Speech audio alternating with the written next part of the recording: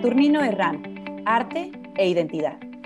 Una serie de cápsulas que presentarán diversas miradas en torno al legado del artista. Organizadas en colaboración con la Cátedra Extraordinaria Saturnino Herrán y alumnas de the School of the Art Institute of Chicago. Participan historiadores del arte, académicos y curadores que buscan reflexionar en torno a la vida y obra del pintor, así como su conexión con nuestra actualidad.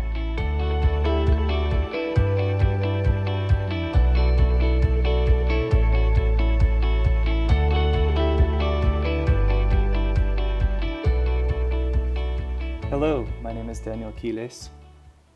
I would like to generously thank Alive Pillado and Sofia Gabriel del Callejo for inviting me to contribute to this cátedra on Saturnino Herrán.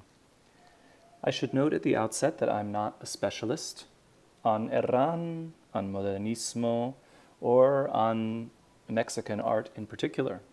Rather, I think I was invited to contribute to this workshop based on my teaching at the School of the Art Institute of Chicago, which engages Latin American art in transnational perspective. That's very much where my comments are coming from today. I'm inspired by the model set forth by the curator Luis Vargas Santiago in the wonderful exhibition Emiliano Zapatas Después de Zapata, which I had the luck to be able to see in January of 2020, just before all of our lives changed. The curatorial model that Luis took up for this exhibition featured this notion of what he called Greater Mexico. So the idea of Mexican art, the Mexican artistic tradition as something extending beyond the official geopolitical borders of the country, and indeed extending to Mexican-American communities in the United States and to what many call Chicanx art. So this would be the notion that the Mexican diaspora, as it's based in the United States, should be taken seriously as an artistic tradition in its own right, and also may present opportunities to retroactively consider Mexican art from the past in terms of the influence that it's had, and as a way to trace the shifting coordinates of nationalism, national pride, symbols around indigenous tradition, conceptions of race, and so on. And I think that Herrán's work in particular, his Nuestros Dioses, incomplete mural project, which is the work I was thinking through for this contribution. I think that could be an interesting way to draw more of a rhizomatic line from Herrán.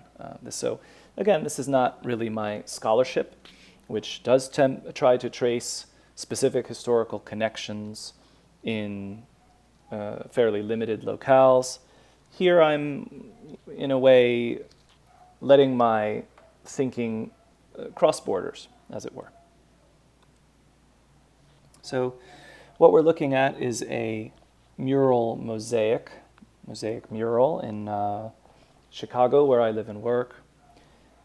An important aspect of many Chicano murals is that they are not necessarily celebrated as masterworks. They are not isolated or placed in any kind of autonomous viewing situation.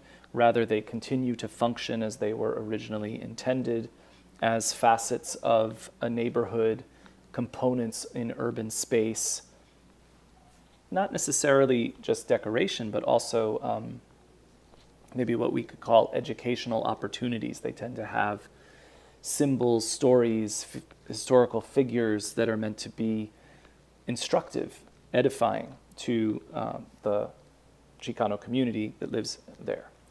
And so this image of Coatlicue clearly derived from the sculpture, the excavated Mexica sculpture that is presently in the National Anthropology Museum in Mexico City. And here's a different example of Coatlicue, earth goddess as identified here. A variation on the iconography, at least that we get from the sculpture, while the head is still comprised of two snakes that are spurting out of the decapitated goddess's neck. The hands and arms are extended, which they are not for the sculpture. They are holding the sun and the earth.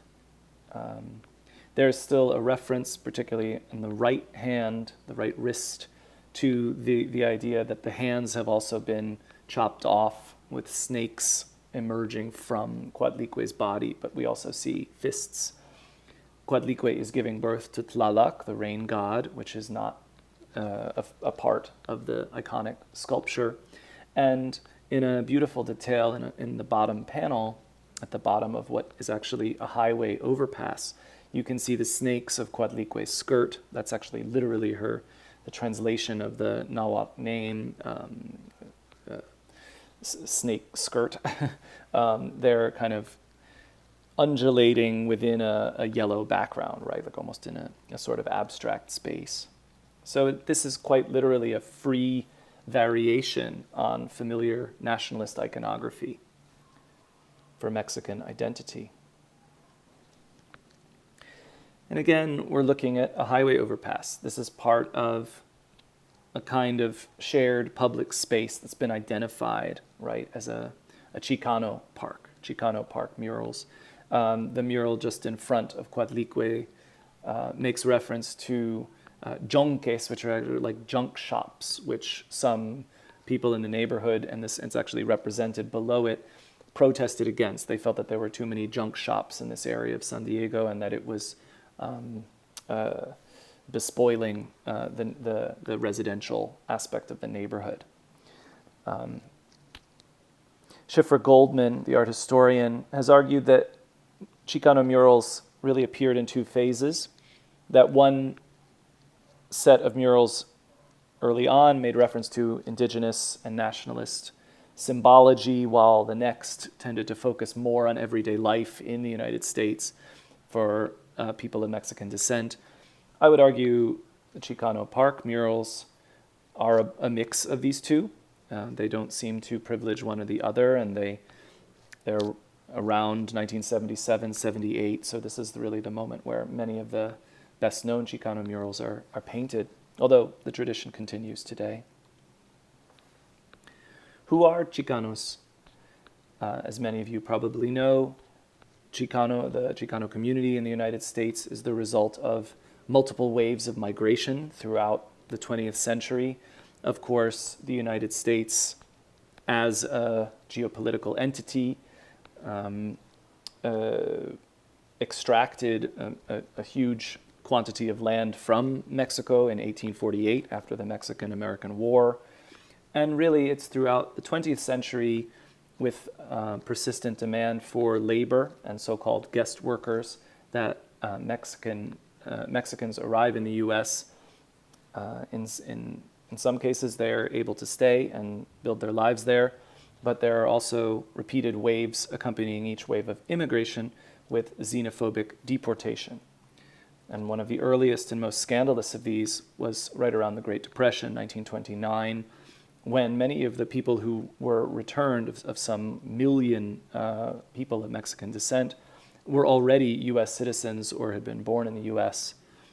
So this is a reminder that the Chicano community is a community born of struggle, defined by labor, exploitation, labor that no one else wants to do, that's underpaid. They are, as a result, perhaps, adept at self-organization. There are profound traditions of activism and labor organizing that emerge in the Mexican-American community, such as the National Farm Workers Association, Dolores Huerta, Cesar Chavez, et al. Here's some of the visual culture involved with that. There are late 60s manifestations of these kinds of groups, including the Brown Berets, who were closely influenced by the Black Panthers. So that was a development, this emergence of the Chicano movement, as it was called, the struggle against the Vietnam draft, which was particularly destructive for that community.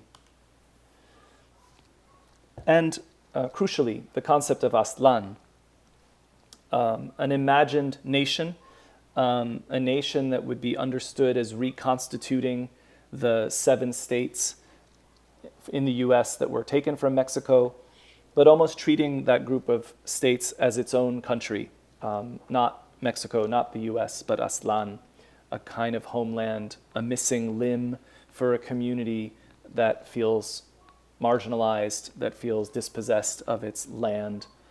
It's very much a land claim, right? Some of the rhetoric in the Chicano movement is worth paying attention to because I think it returns us to the moment immediately after Saturnino Herrán passes away, and I believe 1918, when José Vasconcelos devises what he calls the cosmic race. If you just read the passage I've highlighted here, this reference to bronze people, to a sort of idealized brown, right? It hints at the notion of miscegenation that was so important to Vasconcelos. Of course, it also and it links that racial claim with, again, this claim to territory, to Aztlán.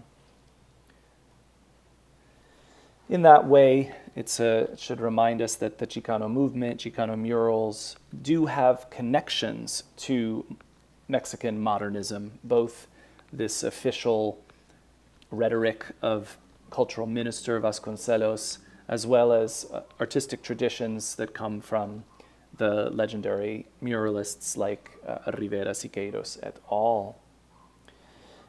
In this constellation, Herrán is a particularly interesting figure. Nuestros Dioses is a kind of planned triptych. Of course, it's never finished. Instead, we have one oil painting and several drawings and charcoal and crayon that give us a sense of what this so-called decorative frieze would have looked like when finished. And it's important to point out that Herrán was proposing a different conception of race than Vasconcelos. I think that's safe to say, because all you have to do is look at this organization to see that on either side of the Coatlicue, there was to be indigenous subjects and Spanish. The indigenous subjects at hand painted very much in the manner of early indigenism in the Americas, by which I mean it wasn't just Mexico. This is the Ecuadorian artist Camilo Egas, who, much like Herrán, adapted Art Nouveau style to represent indigenous subjects in a feminized way. So this is, of course, a continuation of 19th century Orientalism, which portrays a brown, exoticized other as weaker. And so all of this colonialist ideology that one race would be dominated by the other is sort of buried at the level of representation. The only moment for me of explicit hybridity or miscegenation, if you like, in Herrán would be this transformed Coatlicue, where the crucified Christ is quite literally superimposed upon the earth goddess herself. So if the earth goddess is in some way representative of sacrifice, or is literally in the process of being sacrificed, Christ's blood sacrifice is sort of, almost seems to be fused with that, right? The two symbols are syncretized, they are mixed together. But again, on either side, this dichotomy of race is preserved. And perhaps it comes with a, as I was suggesting, an implicit gender dichotomy as well. And this should make us think of the archaeological and nationalist history of Coatlicue as both a symbol, a potent symbol, one that, like Zapata, does shift in terms of its meaning, but also, of course, a real object, an object that was excavated at the beginnings of modern archaeology. It was quickly reburied, as I'm sure many of you know, out of fear, I suppose, of what it could do, probably also just fear at a mode of representation that had not been glimpsed by many of those who dug it out of the ground, but of course also fear of what indigenous Mexicans how they might have responded, right? So in that sense, a powerful object. And one primarily known by copies, right? So you have all of these European explorers who are allowed to see it. The contemporary artist Mariana Castillo de Oal makes wonderful reference to this proliferation of copies of Coatlicue in her work. No solid form can contain you. She has this sort of to scale Coatlicue, but it's tipped over on its back, perhaps in reference to the artist Francisco Agüera, who was given the very rare opportunity to see the sculpture's underside and to record it. And ultimately, this drawing circulates and is used repeatedly. It illustrates Humboldt's travels, among many other understandings of this sculpture, until in the 1820s it's finally dug up again permanently and increasingly celebrated as part of a Mexican national tradition as the icons of Mexica religion suddenly become those of an increasingly modernized Mexican nation. And then there's this migration of these physical objects as institutions gradually shift from a national museum to what Porfirio Diaz called it, the National Museum of Archaeology, Ethnography, and History, and then later the National Museum of Anthropology. This sort of gradual movement from national pride in the indigenous past to a sort of scientized objects that are like presented in archaeological form. Although even in the 60s, they remain icons, right, of modern Mexico. So scholars like Luis Castañeda have done a wonderful job of tracing the genealogy of Ramirez Vasquez and his production of Mexican identity in the 60s with the Olympics and World Cup on the way. The place that I'll end my remarks, and obviously I've gone sort of backwards from the Chicano movement, but that was by design. I wanted to just draw attention, of course, to Rivera's take on the Coatlicue, a different kind of miscegenation, if you like, between that ancient symbol and an equally idealized icon of technology that Rivera becomes fascinated with, a stamping press at the Ford auto plant. This is one of the earliest Mexican murals that essentially crosses the border and ends up in the United States, right? And it's Rivera already thinking in deeply transnational terms, so maybe in a way anticipating where this language would go and the uses that it would have for the Chicanx community. Thank you.